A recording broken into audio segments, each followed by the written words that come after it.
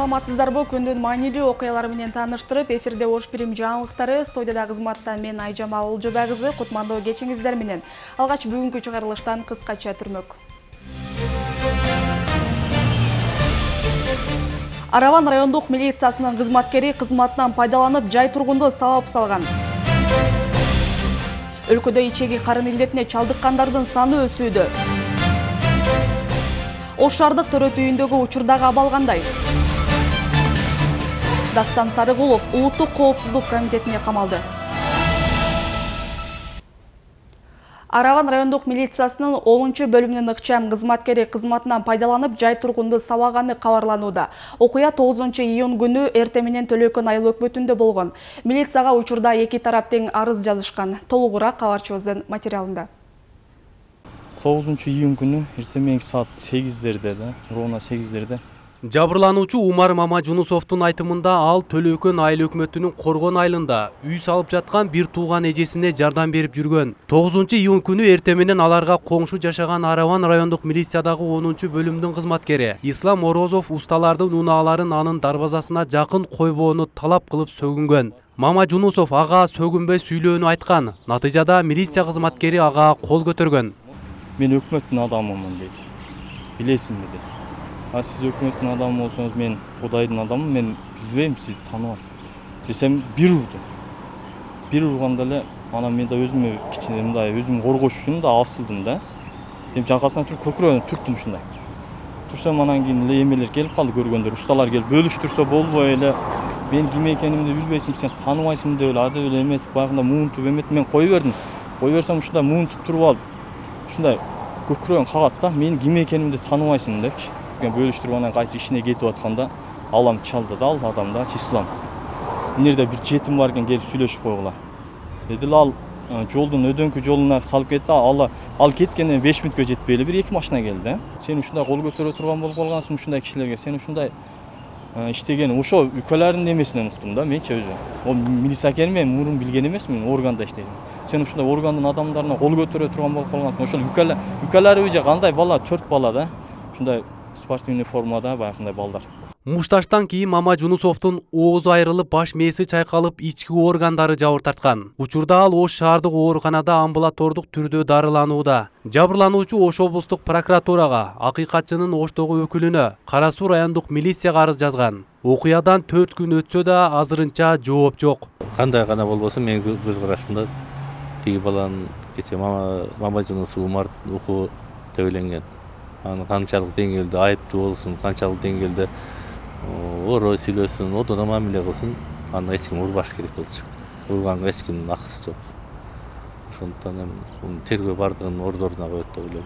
Кызмат абалынан пайдалангандык деген атайын өзүнчө берени бар кылмыш жаза кодексинде.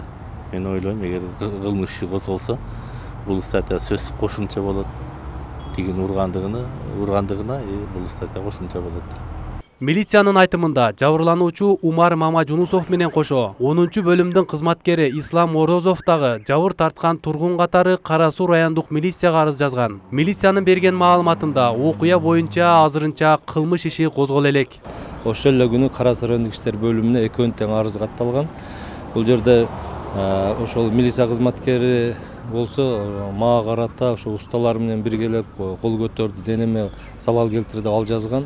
Ал эми жабырлануучу болсо ал дагы ошол өзүнө караштуу бир 3-4 баланы чакырып алып мени урду деп ал да жазып атат. Бүгүнкү күндө прокуратура ошондой эле биздин ички иштер министринин ички коопсуздук кызматы тарабынан текшерүү жүрүп жатат. Ошондой эле арыздын негизинде дагы бүгүнкү күндө текшерүү иштери жүрүп жатат.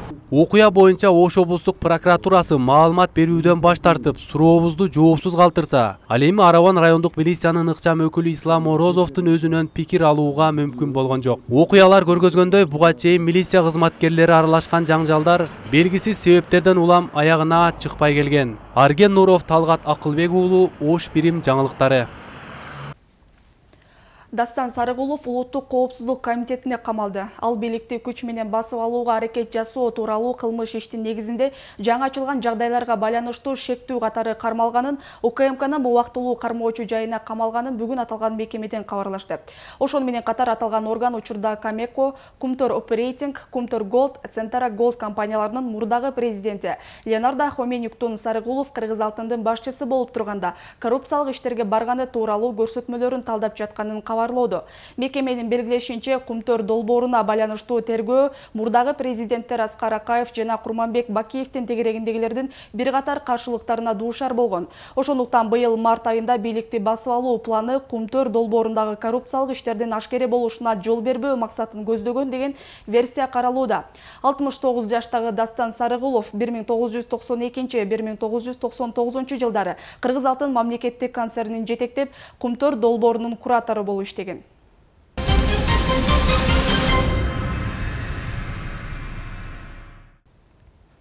Бүгүн Ош шаарынын мэри Айтмамат Кадырбаев шаарда курулуп жаткан бир катар социалдык объектилердин курулушун текшерип чыкты. Алгач Сай бою жана Тилекке Баатыр көчөлөрүн бириктирүүчү жаңы көпүрөнүн долбоорун карап чыгып, жеринен көрдү.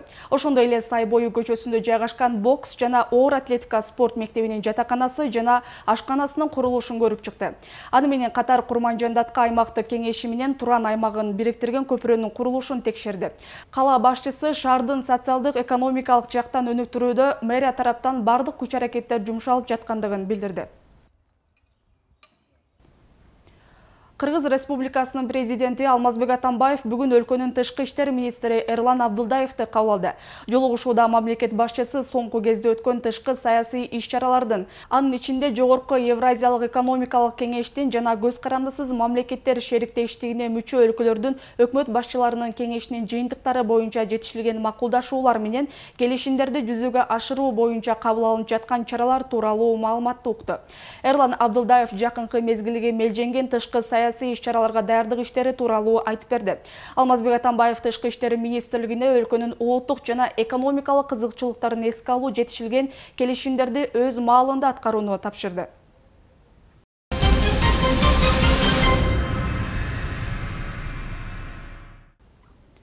Кыргызстанда ичеги карын илдетине чалдыккандардын саны өсүүдө. Саламаттыкты сактоо министрлигинин маалыматына караганда, быйыл жыл башынан бери 4,5 миңден ашуун оорулуу катталган. Бул өткөн жылга салыштырмалуу 1000 адамга көп. Маалыматка караганда сыркоолордун 84% 14 жашка чейинки балдар. Айрыкча Чүй, Жалал Абад, Баткен облустарында жана Бишкекте жайылып жаткан илдеттин Ош облусунда көрсөткүчү кандай? Кесиптешим Кенжебү Мамасадыкова кызыгып көргөн. Зарина Асанова наристесин Ош шаарындагы балдардын жугуштуу оорулар стационарына алып келгенине 4 күн болду. Баласынын дене табы көтөрүлүп түшпөй койгондуктан ооруканага алып келүүгө мажбур болгон. Алып келдим, ана реанимацияга алышты. Азыр эми кишечный инфекция көбөйүп атпайбы? Ушул жерде карадым, азыр 4-сутка реанимацияда жатат, азыр эми акыбалы аябай жакшы. Уже башка отделениеге отуруп атышат. Өздүк гигиенасы, колдорду сорушат, игрушкаларды кармашат, постоянно биз аларды колдорун тазалап тура албайбыз да. Ошондон жугат да көбүнчө. Ош шаардык балдардын жугуштуу оорулар стационарында 180 орундук болсо, учурда 70 бейтап дарыланууда. Бул өткөн жылга салыштырмалуу төмөн. Дарыгерлер муну күндүн кеч ысышы менен түшүндүрүшөт. Ош шаарында эми гана жугуштуу оорулардын күч алуусу байкалууда. Акыркы мына жумада ич өткүлүү оорулардын кичине көбөйгөндүгү биздин ооруканага көп кайрылгандар кичине байкалып атат да. Ооруп түшкөндөрдүн негизги мындай причинасы болуп, бул өздүк гигиенаны бузганчылык, ата-энелердин тамактандыруунун жакшы мындай жол жобосун тартибин билбегендиктен болуп атат. Кээ учурларда ушу мөмө жемиштерди таза жууп бербей, чоң балдарда ушу ич өткүлүү ооруларын жуктуруп алып кайрылган учурлар көбүрөөк болуп атат. Анткени менен 5 ай ичинде Ош облусу боюнча курч мүнөздөгү ичеги карын оорусуна чалдыгып, андан жапа чеккендердин саны көбөйгөн. Өткөн жылы ушул маалда илдетке чалдыккандардын саны 500 болсо, бул жылы алардын саны 884кө жеткен. Жарандар өздүк гигиенаны сактабагандыктан жана туура эмес тамактангандыктан жугуштуу оорулар күчөп жаткандыгын адистер билдиришет. Санитардык агартуу тазалоо иштери жер-жеринде жүрүп жатат. Андан сырткары биз тараптан өзүңөр билесиңер, биз как надзорный орган ошол ар бир үй бүлөлүк дарыгерлер борборуна санитардык көрсөтмө таркатып бергенбиз. Областтагы жана шаардагы ооруканалар ошол өзүнүн сезондук ооруларга жараша запас дезинфекционных средств деп коебуз, ошону менен камдалышты, запас регидратационных средств, ошол суюктук дарылар менен жана запас антибиотиктер менен толук түрдө камсыз болушкан. Жерлердеги бейтапканалар дары-дармектер менен толукталып, түшүндүрүү иштери жүргүзүлгөнү менен элдеттин башаты болгон базарлар, тез татым жайлар, ал эми күн ысыкта пайда болуучу микробдор ушундай жерлерде жанданары анык. Ош шаарынын Борбордук базарындагы негизги көчөнү улай момундай кыдырата тизилген жашылча жемиштер саткан жайларды кезиктирүүгө болот. Алармандардын дээрлик көпчүлүк бөлүгү мына ушундай жерлерге келип соода кылышат. Бирок жашылча жемиштердин, азык-түлүктөрдүн сапатын текшерүүчү санэпид көзөмөл кызматы мына ушул соодагерлердин патенти жоктугунан биз көзөмөлдөп текшере албайбыз деп кутулуп кетишет. Санэпид көзөмөл кызматы документи жок соодагерлерге мыйзам чегинде көзөмөл жүргүзө албаганы менен аты аталбаган кимдир бирөө жарандардын мындай жайда соода жүргүзгөнгө уруксат берип жаткандыгы анык. Ким экенин баары билсе да эч ким ачык айтпайт. Ошондуктан жарандар өз ден соолугу үчүн өздөрү кам көрсө дешет дарыгерлер.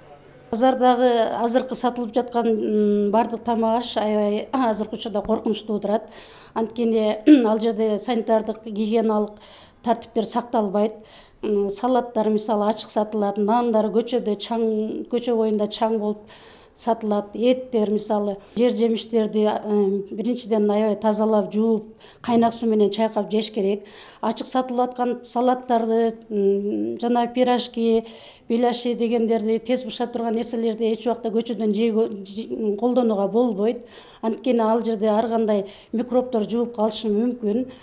Ичеги карындын инфекциялык оорусуна көбүн эсе жаш балдар чалдыгат. Дарыгерлер тастыктагандай ооруган жарандын дене табы көтөрүлүп, кусат, өзүн начар сезе баштайт. Мындай абалда бейтапты үйдө дарылабай, тез арада ооруканага алып баруу акылга сыярлык. Кенчебүй Маматсадыкова, Кудайберди Дыйканов, Ош Перим жаңылыктары. Ош шаардык төрөтүйү бир нече күндөн бери күчөтүлгөн тартипте иш алып барышып, оорук жандарга кошумча орундуктар ырасталды. Мындай маалыматты аталган жайдын жетекчиси билдирди. Анын себеби эмнеде жана дарылануучулар бүгүнкү түзүлгөн шарттарга ыраазыбы? Абайнур Большевиковдун материалында. Ош облустук төрөтүйү оңдоп түзөө иштерине байланыштуу 1 айлык мөөнөткө жабылган. Мындан улам шаардык төрөтүйү күчөтүлгөн тартипте иш алып барып, кош бойлуу айымдарды нормадан ашыкча кабыл алды. Бүгүнкү күндө бул жерге кошумча жумушчу топ тартылып, оорулар жатуучу керебеттер да көбөйтүлгөн. Статистикага токтоло турган болсок, чындап эле область төрөтүйү жабылгандан кийин биздин шаар төрөтүнө келген кош бойлуулардын жана төрөттөгү аялдардын, айымдардын саны өстү. Күнүнө суткасына бир 35төн төрөт болуп турган болсо, буга чейин бүгүнкү күндө 48-50 төрөттөн болуп атат. Булардын стационарда жатуу мөөнөтү протокол боюнча 48 саат, 72 саатта чыга турган болсо, азыр ушу орундун бир аз тартыштыгына байланыштуу 48 сааттан кийин үйүнө чыгарып жатабыз. Төрөттүн саны нормадан жогору болуп, аларды жайгаштырууда оорукана жетекчилери кошумча палаталарды ачкандыгын билдиришет. Буга чейинки бош турган бөлмөлөр, мындан сырткары жыйындар залында бейтаптар үчүн орундуктарга айланган. Бирок бул аракет менен эле көбөлөр чечилип кетти дегенин алыспыз. Анткени төрөтүйүнүн абалы менен таанышуу учурунда бир бөлмөдө 3, кээ бирлеринде 4төн орундуктар ырасталганы белгилүү болду. Гигиена больница деп коет, өзү палатада ар бир төрөткө мынча квадрат метр деген норматив болсо, бүгүнкү күндө бул нормативке бир аз туура келбей атат. Бул бардык эле палаталар эмес, бир 2-3 палаталарда ушундай кошумча дагы бир керебеттерди койгонбуз. Бул убактылуу эле көрүнүш. Бир жумадан кийин тиги область төрөтү ачылып атат. Ошол жака төрөт келип калса, бизге азыркы жаралып аткан кемчилдиктер ордуна келип калат го дейм. Оорукчандарга мыкты шарт түзүп берүү мамлекеттин жана бул оорукана жетекчилеринин түздөн түз милдети. Ошондой эле бүгүнкү түзүлгөн шарттарды мындан да жакшыртуу керектиги айтпаса да белгилүү. Ал эми учурда бул жерде дарыланып жаткан тараптар төрөтүүнүн шарттары мыкты, дарыгерлердин да мамилеси жакшы экендигине токтолушту. Биз келгенден бери жакшы, врач өзү Ольга Михайловна жакшы каратат. Күнү эртең менен обход кылып, кечке чейин кирип чыгып, балабыздын акыбалын сурап, температурасын тез кирип өлчөп турушат. Ошо экөөбүз эле жашайбыз.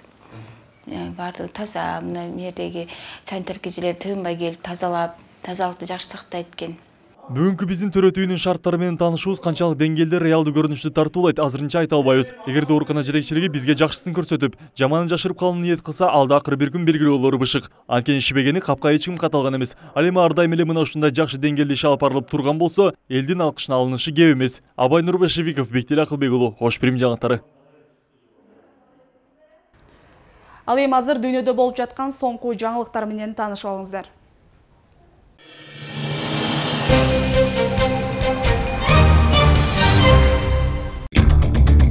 АКШ президенти Барак Обама Орландодагы окуяны теришумду кыргын деп атап, аны террордук акт катары баалады. Ошондой эле президент бул бүтүндүү америкалыктарга болгон кул салуу экендигин билдирди.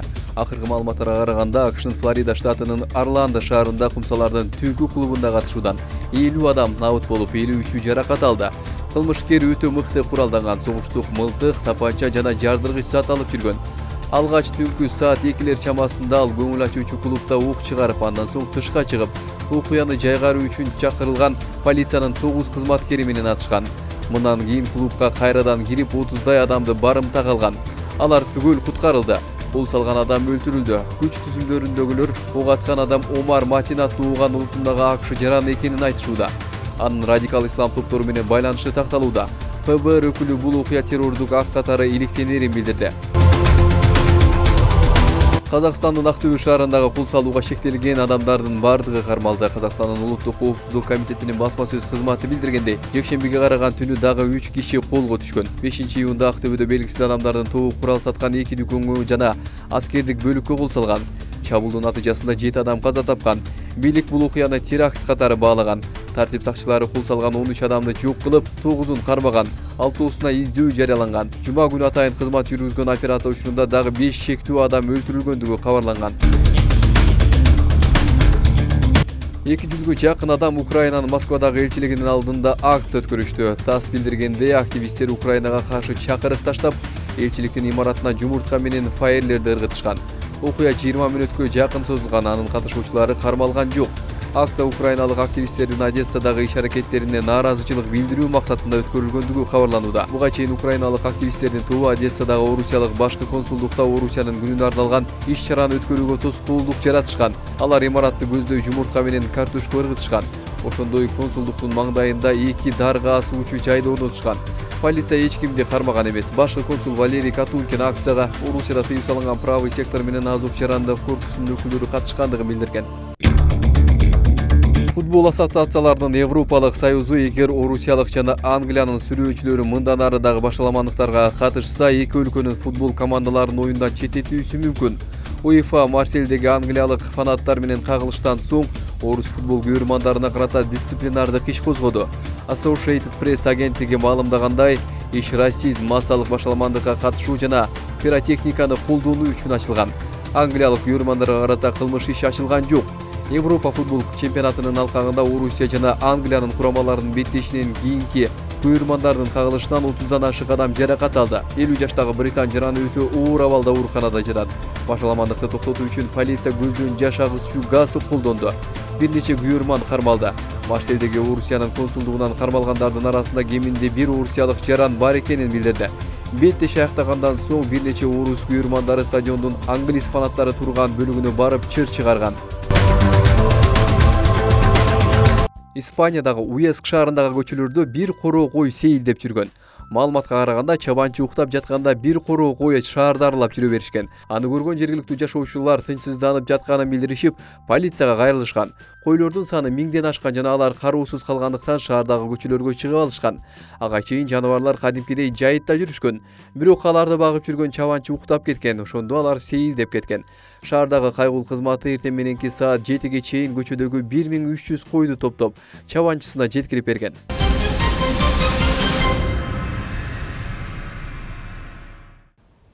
Кыргызстан антропологтору менен этнографтарынын 3-чү курултайы Ош шаарында өз ишин баштады.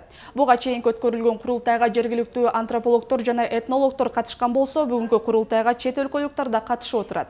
Курултайда дүйнөлүк этнографиялык жана антропологиялык багыттары боюнча сөз болду. Мында негизинен бир нече маселе каралды. Алардын ичинде 2010-жылы болуп өткөн этностор аралык кагылышуунун келип чыгуу себептери, келечекте анын кайталанбоосу үчүн кандай чара көрүү керектиги тууралуу талкууланды. Андан сырткары кыргыз маданиятынын үлгүлөрүн сактап калуу керектиги туурасында сөз болду. Жакшы окумуштуулар бул өтө маанилүү сунуштар менен да чыкты. Окумуштуулар көбүнчө өздөрүнүн илимий иштерин жазып эле ошо менен чектеле беришет да. Алардын илимий табылгаларын популярдаштырып, элге, калкка жайылтыш керек. Бул боюнча алар демилгелүү болушу керек. Мына ушундай сунуштар дагы айтылды. Демек, бул көп багыттуу этнографиялык жана антропологиялык бир шерине болду десек болот. Мына ушундай жаңылыктар менен бүгүнкү чыгарылышыбызды жыйынтыктайбыз. Алдыда ММКда эмне кеп жана аба ырайы тууралуу маалымат сиздерди күтөт. Эске сала кетсем, ушул жана башка кабарлар биздин сайтта да жайгаштырылды. Ал үчүн Ош Прим Чекит KG сайты сиздердин кызматта. Ал эми мен сиздер менен коштошом. Кайрадан эфир аркылуу амандашканча саламатта туруңуздар.